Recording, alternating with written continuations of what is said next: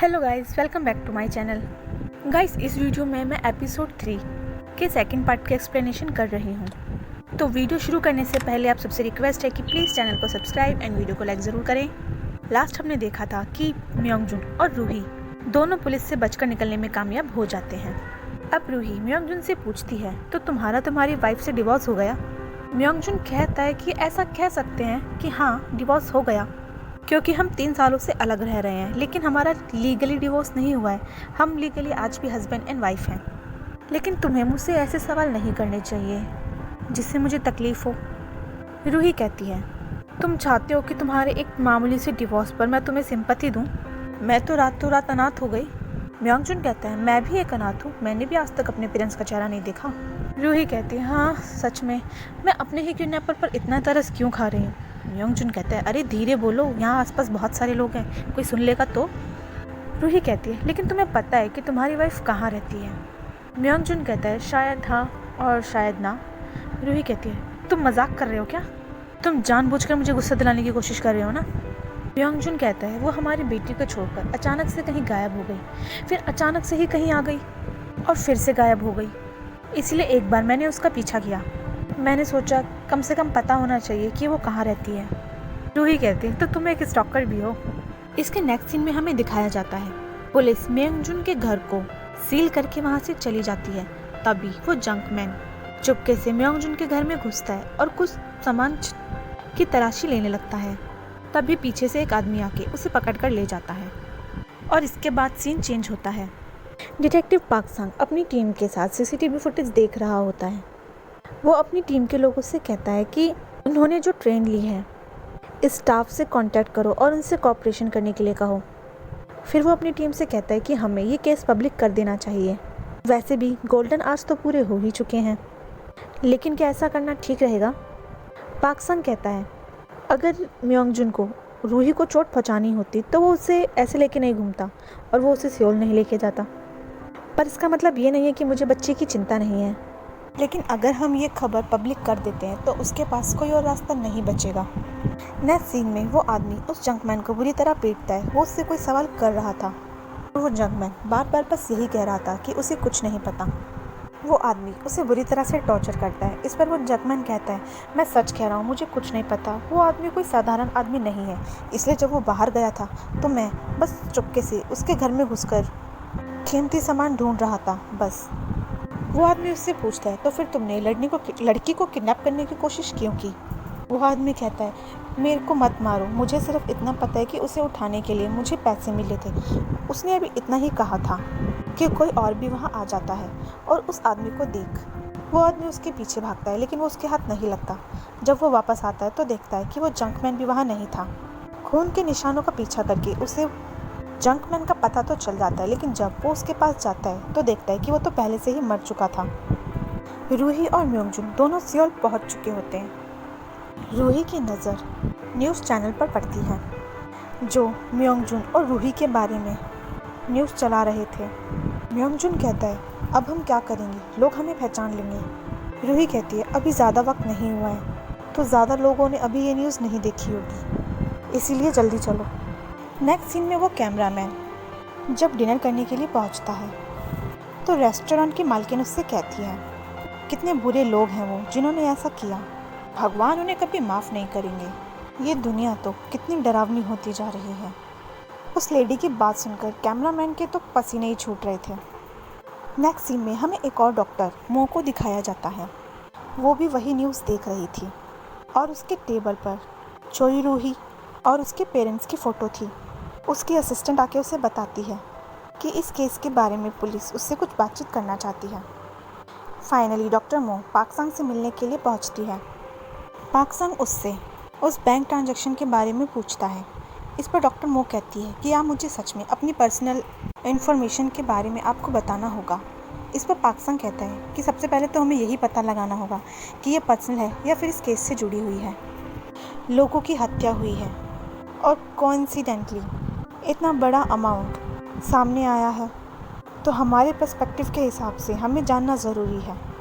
Doctor मो कहती है, डॉक्टर चोई के हॉस्पिटल और घर की वैल्यू अगर लगाई जाए तो 10 मिलियन वॉन तो कुछ भी नहीं है। पाक संग पूछता है, क्या आप मुझे इस मनी का पर्पस बता सकती हैं? डॉक्टर मो कहती है कि वो time to time research conduct करते रहते थे और इस लिस्ट में जितने भी लोग हैं सभी उनकी रिसर्च को सपोर्ट किया करते थे। ये मनी उसी रिसर्च का हिस्सा है, या फिर ये कह लो कि ये हमारा शेयर है। मुझे डॉक्टर चोई की डेथ से बहुत दुख हुआ। मैं उनके काफ़ी करीब थी क्योंकि हम दोनों एक ही कॉलेज से पास आउट थे और मैं सच में चाहती थी कि वो अपनी रिसर्च में सफल हों। आई थिंक अब आपको पता चल गया होगा कि ये पैसा कहाँ से आया। क्या अब मैं यहाँ से जा सकती हूँ? पाक संग कहता है, क्या आप हमें उस रिसर्च के बारे में बता सकती हैं? डॉक्टर मो कहती है, हर पेशे के अपने कुछ रूल्स होते हैं और हम आपको उस रिसर्च के बारे में नहीं बता सकते जो अभी तक पूरी ही नहीं हुई। पाक संग कहता है कि तुम चोई रूही को भी जानती ही होगी। डॉक्टर मो कहती है कि हाँ, वो उसे जानती थी। पाक संग म्योंगजुन की फ़ोटो दिखाकर उससे पूछता है कि क्या तुमने कभी इसे देखा है। इस पर डॉक्टर मना कर देती है और कहती है इसके आगे के सवाल जवाब वो अपनी वकील की मौजूदगी में ही करेगी। अब रूही के अंकल का वकील डिटेक्टिव पाक संग से मिलने आता है। वो उसे केस के बारे में पूछता है कि उसने किसकी परमिशन से रूही का केस पब्लिक किया। बच्ची अभी भी किडनैप है और बिना उसकी किसी सेफ्टी का ध्यान रखे आपने केस को पब्लिक कैसे कर दिया? पाक संग कहता है, हमने रूही की सेफ्टी को ध्यान में रखते हुए ही केस को पब्लिक किया था। लॉयर कहता है कि आपकी इस हरकत की वजह से फैमिली की रेप्यूटेशन बहुत ही डैमेज हुई है। वो कहता है कि आगे का कोई भी फैसला आप फैमिली से पूछे बिना नहीं ले सकते और वहाँ से चला जाता है। अब पाक संग के साथी उसे बताते हैं कि उन्होंने म्योंगजुन और रूही के बारे में पता लगाया। पुलिस ने सीसीटीवी के माध्यम से उन पर नज़र भी रखी, लेकिन वो लोग गायब हो गए। अभी वो सियोल में इस वक्त कहाँ है ये हमें नहीं पता। रूही कहती है, ये पुलिस वाले भी ना पता नहीं क्या सोचते हैं। वो मेरा चेहरा न्यूज़ में ऐसे कैसे दिखा सकते हैं? उन्होंने एक बार भी नहीं सोचा कि वो कमीना मेरे साथ क्या करेगा। म्योंगजुन कहते हैं, हाँ ठीक है, तुम्हें मुझे जो भी बुलाना है, कमीना, गंदा, बेहुदा, बुला सकती हो, लेकिन पहले कुछ खा लो। फिर रूही उससे पूछती है, क्या तुम्हें पूरा यकीन है कि वो यहीं रहती है? म्योंगजुन कहता है, मैंने कहा ना वो यहीं रहती है। तभी सामने से उसकी वाइफ आ रही होती है, जिसे देखकर म्योंगजुन तो अपना चेहरा छुपा लेता है, लेकिन रूही उसके पीछे जाती है। रूही कहती है, क्या हम 2 मिनट के लिए बात कर सकते हैं? उसकी वाइफ कहती है, क्या मैं तुम्हें जानती हूँ? रूही कहती है, हाँ तुम मुझे जानती हो, इसलिए हमें बात करनी चाहिए। अब वो दोनों उसकी एक्स वाइफ के साथ उसके घर जाते हैं। उसकी वाइफ म्योंगजुन से पूछती है, क्या तुमने उसे सब कुछ सच बता दिया? तुम यहाँ क्यों आए हो? तुम चाहते हो कि पुलिस मेरे पीछे भी लग जाए? रूही कहती है, जब तुमने ये सब कुछ प्लान किया है तो तुम्हें भी इसकी रिस्पॉन्सिबिलिटी तो उठानी ही पड़ेगी। मुझे पता चल गया है कि ये प्लान तुम्हारा ही था। उसकी वाइफ कहती है कि तुम कहना क्या चाहती हो? रूही पूछती है कि तुमने मुझे किडनैप क्यों किया? ऑफकोर्स पैसों के लिए। रूही कहती है, लेकिन मेरी ही फैमिली क्यों? क्या तुमने ही खून किया है? उसकी वाइफ कहती है, क्योंकि तुम्हारे पेरेंट्स कभी भी पुलिस में रिपोर्ट नहीं लिखवाते। वो ऐसा कभी नहीं करते क्योंकि वो एक्सपोज नहीं होना चाहते थे कि वो अपने ही बच्चे को अब्यूज़ करते हैं। रूही कहती है, कुछ भी बकवास मत करो, वो रिपोर्ट नहीं लिखवाते, बस कुछ मुश्किलों की वजह से। क्या मेरे डैड इतने स्टूपिड थे? अगर मेरे डैड इतने ही जाने पहचाने चेहरे थे तो उनका पुलिस के साथ अच्छा संपर्क होगा, तो वो बिना किसी मुश्किल के ये काम बहुत आसानी से करवा सकते थे। उसकी वाइफ कहती है, इम्प्रेसिव, मानना पड़ेगा चोई रूही, तो अफवाहें सच हैं। के बाद सीन चेंज हो जाता है। पाक संग और चेहुन अपने चीफ के साथ मीटिंग कर रहे थे। उनका चीफ उन्हें बताता है, डॉक्टर चोई की फैमिली ऊपर से हम पर प्रेशर बना रही है। वो चाहते हैं जितना हो सके इस केस को उतना प्राइवेट रखा जाए। पाक संग पूछता है, लेकिन वो ऐसा क्यों कर रहे हैं? इस पर उनका चीफ कहता है, डॉक्टर चोई जिनते उनके अकेले बेटे थे। अब उनके सभी रिलेटिव्स वकीलों को हायर कर रहे हैं क्योंकि वो उनकी जायदाद में हिस्सा चाहते हैं। तो तुम्हें क्या लगता है लड़ाई में सबसे बड़ा दुश्मन कौन होता है? पाक संग कहता है, उनकी 11 साल की बच्ची उनका सबसे बड़ा दुश्मन है, मतलब कि उसका किडनैप हो चुका है। चीफ कहता है, उम्मीद है तुमने सुना तो होगा ही कि वो कोई मामूली 11 साल की बच्ची नहीं है, बल्कि एक जीनियस है। वहीं दूसरी तरफ म्योंगजुन को भी ये सुनकर बहुत हैरानी होती है। वो कहता है, एक जीनियस? तब भी मैं सोचूं तुम सरप्राइज क्यों नहीं हुई? क्या तुम्हें याद है कि तुम एक जीनियस हो? रूही कहती है, मुझे नहीं पता, लेकिन अगर मैं सरप्राइज नहीं हूँ तो हो सकता है कि ये सच हो। अब रूही कहती है कि सब्जेक्ट मत चेंज करो, मैं ये कह रही थी कि तुम्हारा कारण वैलिड नहीं था। उसकी एक्स वाइफ कहती है क्या किडनैपर को कोई और कारण भी चाहिए होता है? रूही कहती है कोई कारण तो होना ही चाहिए, या फिर कहीं वो तुम ही तो नहीं हो जिसने मेरे पेरेंट्स की हत्या की है? मैं गवाह हूँ। फिर म्योंगजून से कहती है कि अगर तुम कहते हो कि तुमने इस लेडी के ऑर्डर माने हैं तो तुम्हारे शब्दों का तो कोई महत्व रह ही नहीं गया। उसकी वाइफ कहती है कि तुम्हारी फैमिली बहुत अमीर थी और तुम्हारे डैड इतने बड़े हॉस्पिटल के डायरेक्टर थे। तुम्हें क्या लगता है चाइल्ड अब्यूज़ का मतलब कुछ भी नहीं होता? तुम्हारे डैड की इतनी अच्छी रेप्यूटेशन थी। म्योंगजून कहता है तुम एक बच्ची से कैसे बात कर रही हो, ज़रा बात संभाल के बात करो। कैसा अब्यूज़? रूही पूछती है उन्होंने मेरे साथ क्या किया? उसकी वाइफ कहती है इससे ज़्यादा मुझे कुछ नहीं पता। और वैसे भी तुम्हें क्या लगता है एक किडनैपर जिसने ये सब कुछ प्लान किया वो तुम्हारे पेरेंट्स को मार देगा? तो फिर उसके पास पैसा कहाँ से आएगा? म्योंगजून कहता है एक मिनट, इसका मतलब है कि तुम्हें कोई पैसा रिसीव नहीं हुआ? उसकी वाइफ कहती है मुझे कैसे मिल सकता है? अगर ऐसा है तो फिर हिये का हॉस्पिटल का बिल किसने भरा? उसकी वाइफ कहती है क्या किसी ने हॉस्पिटल का बिल भर भी दिया?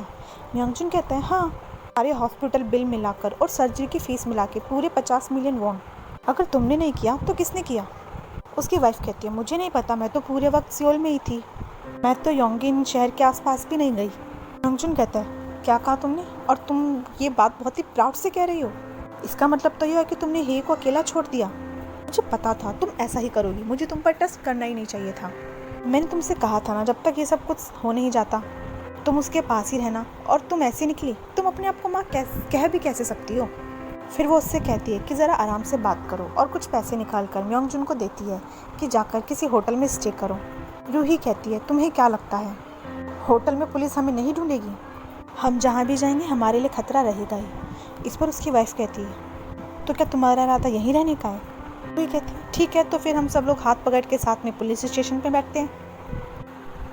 एक तरफ पाक सांग एक एक क्लू को आपस में जोड़ रहा होता है कि ऐसा लगता नहीं है लड़की को किडनैप किया गया है, बल्कि वो लोग तो एक टीम की तरह काम कर रहे हैं। दूसरी तरफ म्योंगजून और उसकी वाइफ आपस में बातें कर रहे थे। उसकी वाइफ कहती है तो अब तुम क्या करोगे? म्योंगजून कहता है जब तक ये की सर्जरी नहीं हो जाती मुझे ऐसे ही बचकर रहना होगा। उसकी वाइफ कहती है ये सब इतना आसान नहीं होगा, शायद अब तक तो पुलिस को तुम्हारे बारे में पता चल गया होगा कि तुम किस तरह के इंसान हो। चेहुन पाक सांग को आकर बताता है कि ये म्योंगजून का पिछला रिकॉर्ड है। असल में गाइस म्योंगजून के ऊपर पहले भी एक मर्डर का इल्ज़ाम लग चुका था। म्योंगजून का ऐसा भी कोई रिकॉर्ड होगा इस बारे में मैंने तो बिल्कुल नहीं सोचा था। आप लोगों का इस बारे में क्या कहना है मुझे कमेंट करके ज़रूर बताइएगा। अब आगे की कहानी हमें पता चलेगी अगले एपिसोड में। तब तक के लिए stay tune with me guys, keep watching and subscribe channel and like the video and thank you for watching guys.